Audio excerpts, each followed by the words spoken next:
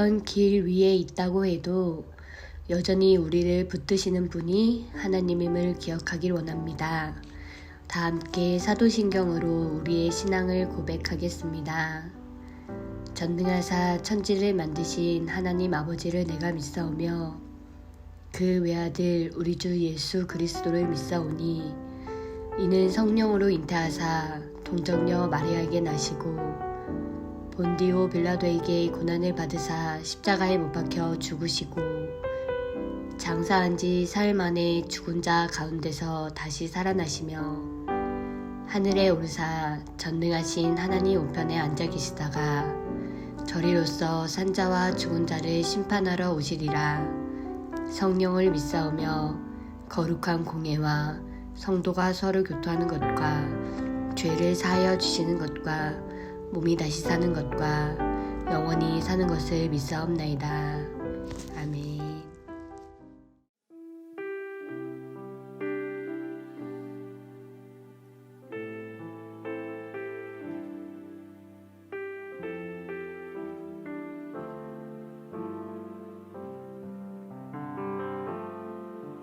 나의 피난처 예수 의지해요. 나의 피난처 예수 의지해요. 나의 가는 길에 거센 바람 몰아쳐와도 나의 피난처 예수 의지해요. 나는 영원히 주님 사랑해요. 나는 영원히 주님 사랑해요. 세상 어떤 것도 나의 사랑 끊을 수 없네. 나는 영원히 주님 사랑해요.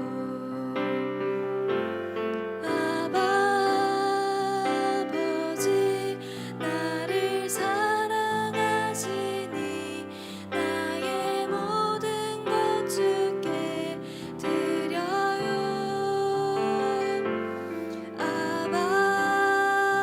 아버지 내가 여기 있으니 주님 영광 위하여 써주세요.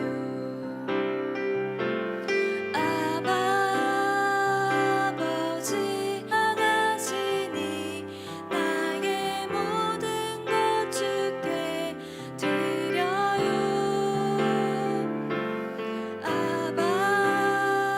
아버지 내가 여기 있으니 주님 교회 위하여 써주세요.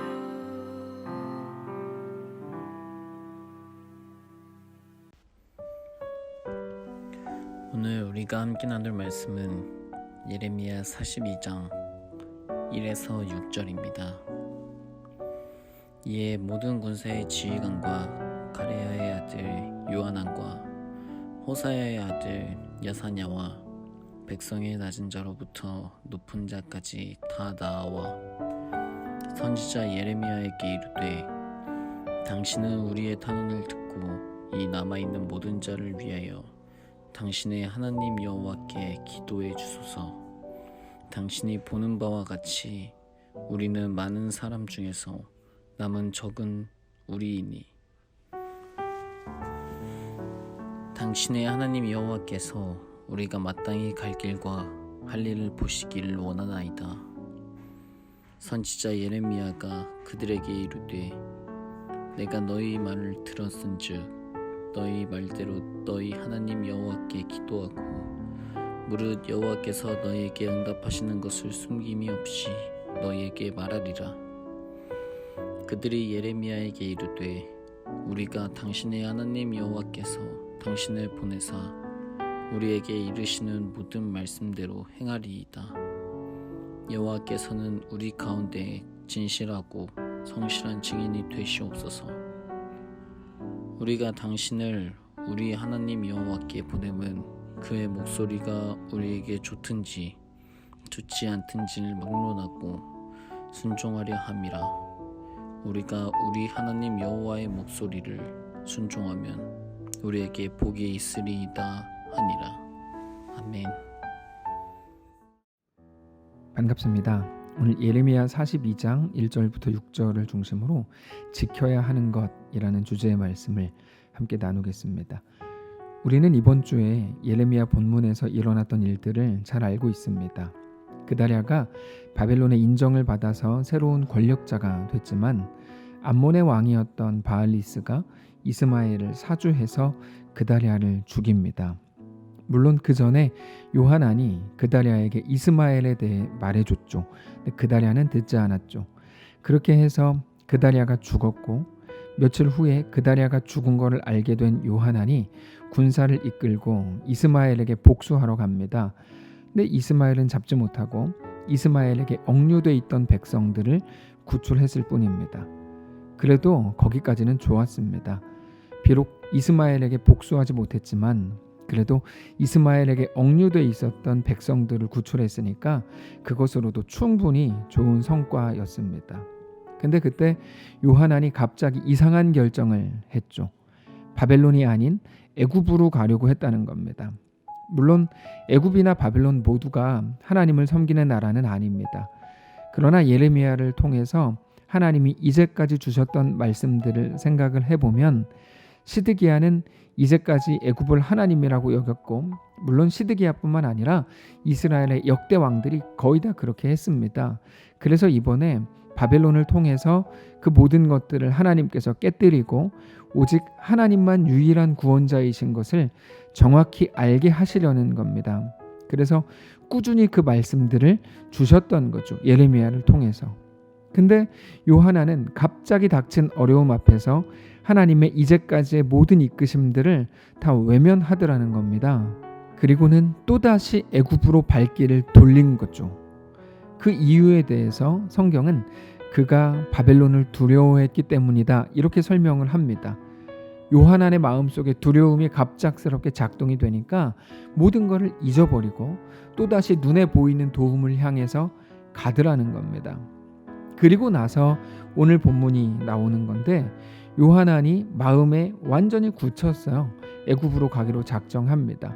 그러나 다른 사람들, 요하난 혼자 있었던 건 아니니까요. 요하난을 바라보고 있던 다른 군인들과 백성들의 눈이 막 의식이 되기 시작했죠. 그래서 요식 행위처럼 예레미야에게 나아갑니다.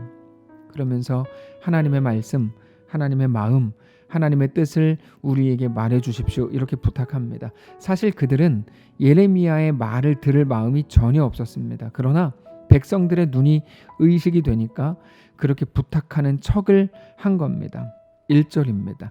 이에 모든 군대의 지휘관과 가레야의 아들 요하난과 호사야의 아들 여사냐와 백성의 낮은 자로부터 높은 자까지 다 나와 선지자 예레미야에게 이르되 당신은 우리의 탄원을 듣고 이 남아있는 모든 자를 위하여 당신의 하나님 여호와께 기도해 주소서.